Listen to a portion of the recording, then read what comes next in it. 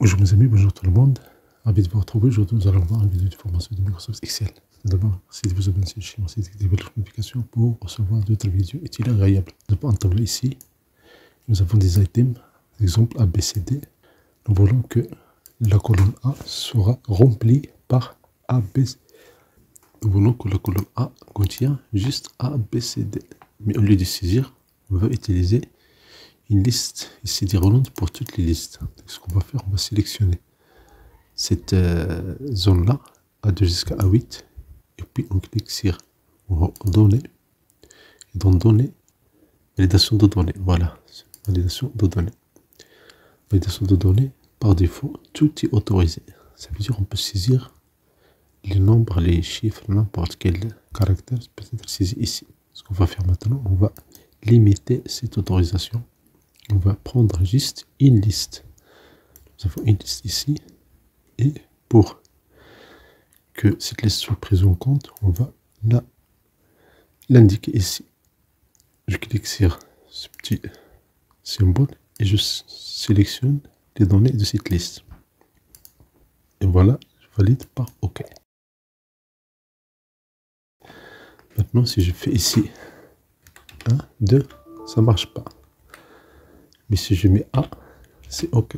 Si je mets B, c'est OK. Si je mets E, ça ne marche pas. D, c'est OK. Vous voyez ici, il y a une liste ici déroulante qui me donne les possibilités de cette liste-là. Si je mets par exemple A0001, si je mets ici A, ça ne marche plus. Mais si je mets A301, c'est OK. Donc cette liste-là, les données de cette colonne dépendent de ce qui est indiqué dans la liste H2 jusqu'à H5. Attention, cette liste-là, ce n'est pas toujours verticale. On peut bien sûr avoir les données horizontales. On peut par exemple ici avoir item, avoir AZ, XY, AB, avoir ces données-là. Je sélectionne cette zone-là. Je clique sur Données. Dans Données, vous avez outils de données. Vous pouvez cliquer sur Validation de données. Vous pouvez effacer tout et vous validez. Maintenant, on va faire la même chose, mais on va créer l'autre liste.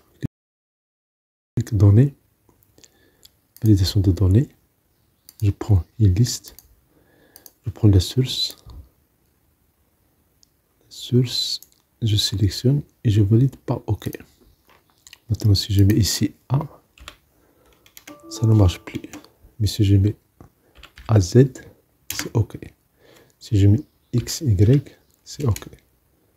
Si je mets AB, c'est possible. Donc, voici comment on peut utiliser la validation des données. Attention, dans validation de données, il y a plusieurs possibilités. Je sélectionne cette zone-là, clique sur Données, validation de données. Et ici,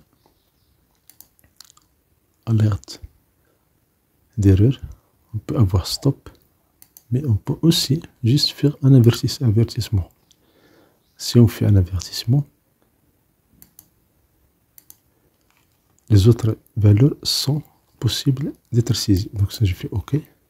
Si je mets ici ABC, cette valeur ne correspond pas aux restrictions de validation. Voulez-vous continuer?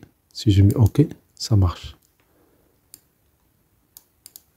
Si je mets un autre nombre, si je veux continuer, ça marche OK. Sinon, si je mets non, il est effacé.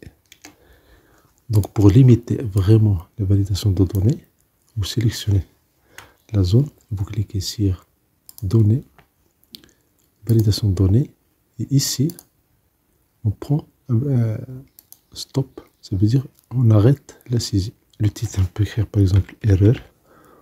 Voilà, on peut mettre erreur. Ici, on peut mettre un message. Et si je fais OK, si je peux par exemple juste E, vous voyez, cette valeur n'est pas dans la liste. Réessayez. Si je mets AZ, c'est OK. Si je mets XY, ça marche. Attention quand même, pour validation de données, la casse n'est pas prise en compte. Ça veut dire majuscules et minuscules ne sont pas prises en compte. Donc voici comment on peut utiliser validation de données. Maintenant, comment, bien, en exercice, on peut sélectionner ces colonnes, clic droit, masquer. Et voilà. Si je mets A, B, c'est OK. Sinon, je fais clic droit, liste des colonnes de choix. Si je mets A, C, il y a une erreur. Donc ça marche même si les données sont masquées. Maintenant, je veux calculer le prix total. Le prix total, je vais faire égal la cellule B2 étoile la quantité C2. Si je fais OK, il y a 0. Mais je peux écrire ici, si cette valeur égale 0, on va afficher rien. Sinon, on va afficher B2 étoile C2. Ça veut dire qu'on ne va pas afficher 0. Et voilà. Si je mets ici unitaire 10, la quantité est 1000, j'ai immédiatement 10 000. Et le prix unitaire, je peux sélectionner cette partie-là. Je fais clic droit, format de cellule. Et dans format de cellule, je peux écrire monétaire. Même chose ici. Si je clique sur F4, voilà les données. Mais vous voyez, il est toujours possible d'écraser ces formules-là, bien de saisir d'autres cellules ici. Ce qu'on va faire, on va sécuriser cette partie. On va donner à l'utilisateur la possibilité de remplir juste la zone jaune. Le reste ne sera pas permis pour l'utilisateur, juste par précaution. Donc on clique sur, on fait un clic droit. Ici, on va prendre protéger la feuille. Protéger la feuille. Clic droit, protéger la feuille. On a ici protéger la feuille. On a autorisé tous les utilisateurs de cette feuille à sélectionner cellule verrouillée. Donc je clique ici, je décoche. Je mets par exemple mot de passe, une chose, mot de passe, je fais OK. Vous voyez, tout est fermé. Donc même la saisie ici n'est pas possible parce que par défaut tout est verrouillé. Donc ce qu'on va faire, on va ôter la protection. Donc une autre solution, ici, révision, ôter la protection de la feuille. Donc je saisis le mot de passe, et voilà ici. Donc avant de sécuriser cette feuille-là, on va donner la possibilité à l'utilisateur de saisir cette partie jaune. On sélectionne ces cellules-là, je fais clic droit, format de cellule, et dans format de cellule, je prends protection. Je décoche verrouillé. Ça veut dire ces cellules-là ne sont pas verrouillées. Autrement dit, peuvent recevoir des informations. Je fais OK. Maintenant, ce que je vais faire, je vais sécuriser cette feuille-là. Donc, révision, protéger la feuille. Attention, je décoche, sélectionner les cellules verrouillées. Si je mets 1, mot de passe, 1, mot de passe, vous voyez ici, l'utilisateur ne peut plus saisir à l'extérieur de cette zone jaune. Donc si je mets ici les données, prix unitaire 152, 100 unités.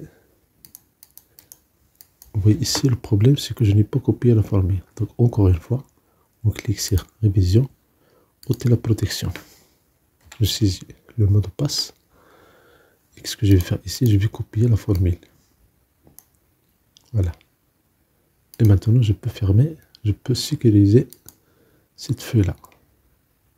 Révision, protéger la feuille.